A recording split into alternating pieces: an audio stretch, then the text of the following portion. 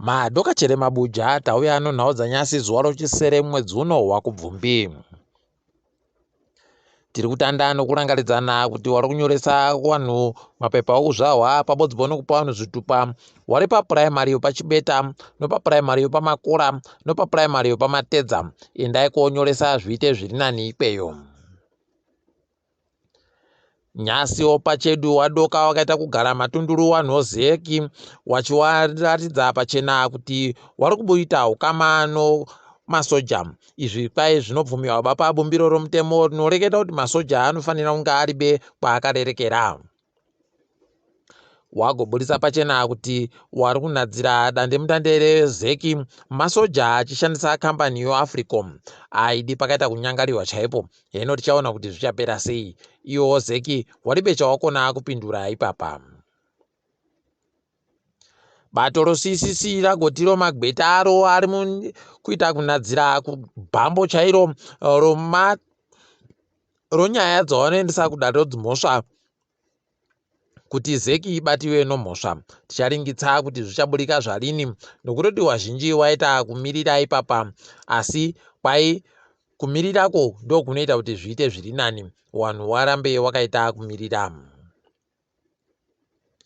Bato roCCC raenderera mberi nokuita kwaro kwariri kuti iro riri kuda kutsvaka wanhu wese wari kumaruwa kuti wagoite wazive pekuvhotera. Izvezvi kwaichamisa anga arimo munzvimbo dzokuMidlands ari kureketa nowanhu wese warimo mumaruwamo.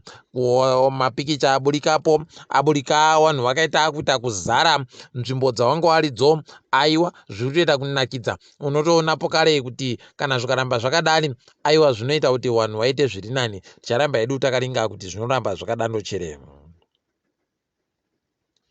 Tiringana sarudzo dzogore rinouya akambenga achiti ari mukuru wechipangano chiya chaigoponda wanhu kumbare kujimu kunaka, agoti iye ari kuda kutopindawo kuita MP gore rinouya, agoti ari rotsvaga nzvimbo yokumaruwa yaanopinda kuita kukwikwidzira sarudzo ikweyo. Ticharinga kuti achazvikona chere kana kuti paribe. Hurumende yamboedza kunyepera zviya zvakareketiwa naHopoero kuti muribe kana muchini yokurapa vanhu vano chirwere chogomarara. Ipapa yagoburika ichiti aiwa manyepo, asi watadza kubuditsa muchini wacho pauri aidi kwaino wakuru. Manyepo ano makumbo mapfupi anondogwidiwa achigwa achibva aburika pachena kuti manyepo. Iyo hurumende yenyasi kubudikidza nobhangiro nyika waburitsa zvinhu zvanofanira kuringiwa nowanhu kuti wareke kugopuwa mari itsva iriyo manyepo. Wanhu wadoka padandemutande wari kuseka kuti hurumende inoburitsa mari isingakwane kana kutenga rofu rochingwa ribodzi kuti zvidini. Ipapa zvinotorwadza. Ticharamba hedu takaringa kuti wanenge wachinyatsoita kudini. Kwai no Fidelity wanotenga goridhe munyikamu, kwai wanhu waunza goridhe mwedzi mitatu yapfuura iyi yokubva mwedzi wandira.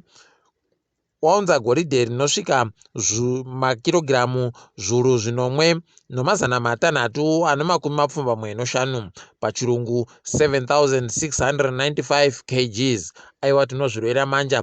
Tiri kuimba kuti zvichaita kuti nyika iitewo zviri nani. Ngatiringei dziri kuitika kumitambo. KuPSL Nyasi Harare City iri bekugwedza zvakawanda kudarika zvagwedziwawo pokare noTenax watambira kunhandare iyo National Sports Stadium wakagwedzana chibodzi. Mangwana Herentals inenge ine triangle kuNational Sports, apawo Black Rhinos inenge ichitamba noZPC Kariba kusakubva.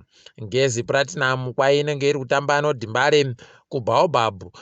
Bulawayo City ichitambawo pokare noFC Platinum kuMagumeni kuBaba Fields. Hwahwa kwai inenge iri kutamba noChickenin kuAscot. Tinagoenda koringa mitambo iyi, wanoda kugoringa mitambo. Kwai zviri kuhwadza ipapa wapwere wedu wari kusaya kuti woita zvokudini.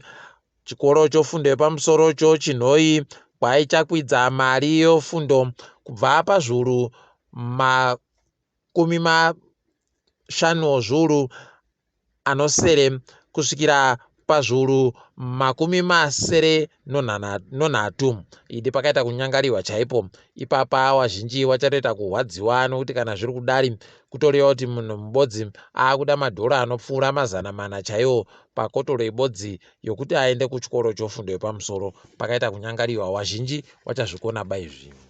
Tiringe hedu dziri kuitika pasi rese.